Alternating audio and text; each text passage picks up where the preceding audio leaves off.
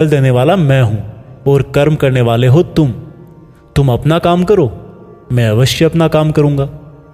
इस बात पर अर्जुन ने श्री कृष्ण से सवाल किया कि आपने मुझे अपने विचारों को स्थिर यानी कि अपने इमोशंस और थॉट को कंट्रोल करने को कहा है, तो यह मैं कैसे करूं? इस पर श्री कृष्ण बोले कि जो व्यक्ति अपने मन की सभी इच्छाओं और अपने सभी कर्मों के फल के बारे में सोचना बंद कर देता है वही स्थिर बुद्धि कहलाता है। ऐसे व्यक्ति को ना तो खुद के साथ बुरा होने से दुख होता है और ना ही किसी अच्छे काम में खुशी होती है। जिसके मन से हर प्रकार का डर, भावना और क्रोध नष्ट हो गए हैं, जो शुभ अशुभ के चक्कर से बाहर निकल गया है, जो इस प्रकार से अपनी इच्छाओं को वश में कर लेता है जैसे कोई कछुआ खुद को खुद में ही समेट लेता है, उस मनुष्य की बुद्धि स्थिर हो जाती है। क्योंकि अपनी इच्छाओं के बारे में सोचते रहने से हमें वो इच्छाएं अच्छी लगने लगती है। इच्छाएं अच्छी लगने लगती है तो फिर उन इच्छाओं को पूरा करने का मन करता है। जब उन इच्छाओं को पूरा करने में कोई रुकावट आती है तो फिर हमें गुस्सा आता है और गुस्सा आने से इंसान पागल हो जाता है और फिर वो अपना कर्म और धर्म भूलकर खुद ही अपनी स्थिति से नीचे गिर जाता है। परंतु अगर कोई अपनी इच्छाओं को वश में करके उनका गुलाम नहीं होता तो उसका अंतर्मन शुद्ध रहता है और उसके दुख का अंत हो जाता है। और जब उसके सब दुख ही समाप्त हो जाते हैं तो उसकी बुद्धि स्थिर हो जाती है। परंतु जिसकी इच्छाएं और कामनाएं उसके मन से नहीं जाती है वो मनुष्य कभी शांति नहीं पाता, और जब शांति ही नहीं पाएगा तो वो खुश कैसे रहेगा भला? उसकी हालत तो उस नाव की तरह होती है जिसको उसकी इच्छाओं की हवा किसी भी दिशा में बहा करके ले जा सकती है। स्थिर बुद्धि वाला प्राणी तो उस समुद्र की तरह है जिसमें चाहे कितनी ही नदियां आके मिले फिर भी उसको कोई फर्क नहीं पड़ता। और इसी तरह का स्थिर बुद्धि वाला प्राणी मृत्यु के बाद मेरी ही शरण में आता है। दोस्तों, अब आते हैं इस चैप्टर के मीनिंग पर।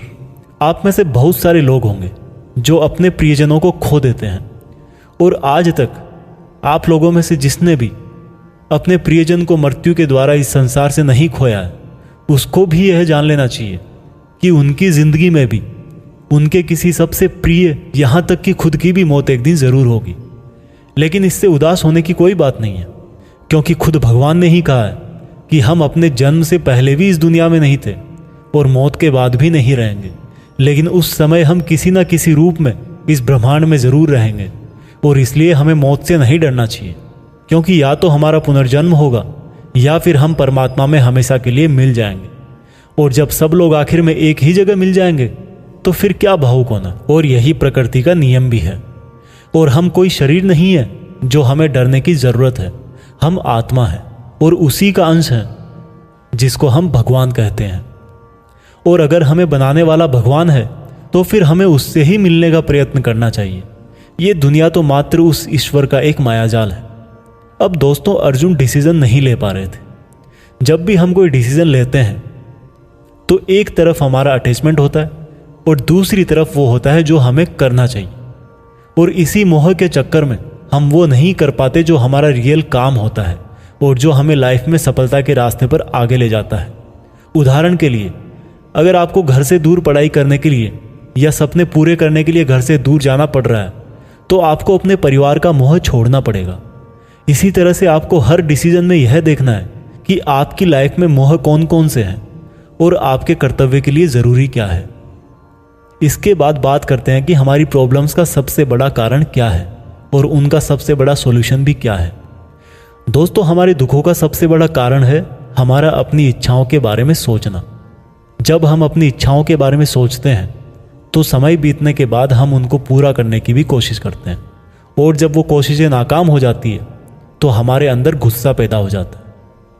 और गुस्सा ऐसी चीज़ है जिसको अगर किसी ने शरीर छोड़ने के पहले नहीं छोड़ा तो कभी आप अपने जीते जी खुश नहीं रह पाओगे।